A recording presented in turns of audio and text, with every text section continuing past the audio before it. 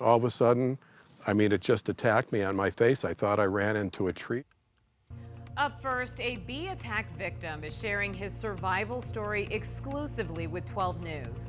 While he's able to talk tonight, another victim is in the hospital, stung more than 100 times from head to toe. It's a serious situation, and now that we're in bee season, it likely won't be the last. Team 12's Nyella Charles is live for us in Scottsdale tonight with one man's survival story. Nyella?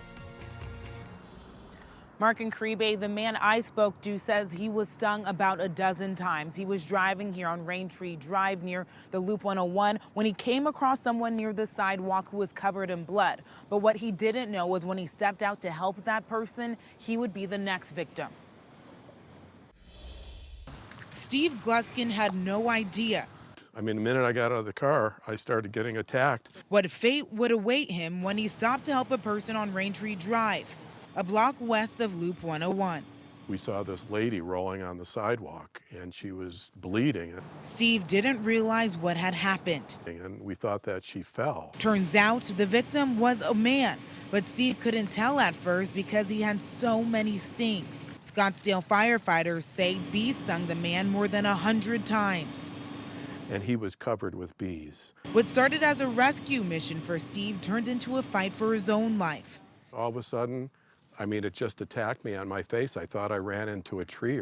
Leaving him unable to get to the man stung from head to toe. He was thrashing around, and finally, I think he just lost consciousness. Steve managed to make it out of the area with about a dozen stings. Firefighters covered in protective gear rushed to both men. A bee exterminator removed the hive from the sewer and sprayed the area with foam to kill the remaining bees. A mall hive can contain 40,000 bees. It's a situation experts say may be common through the end of October as it's fall bee season here. As soon as a bee starts stinging, it's time to leave and leave fast and don't stop.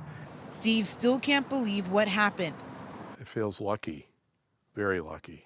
but he hopes the other man can walk out of the hospital too.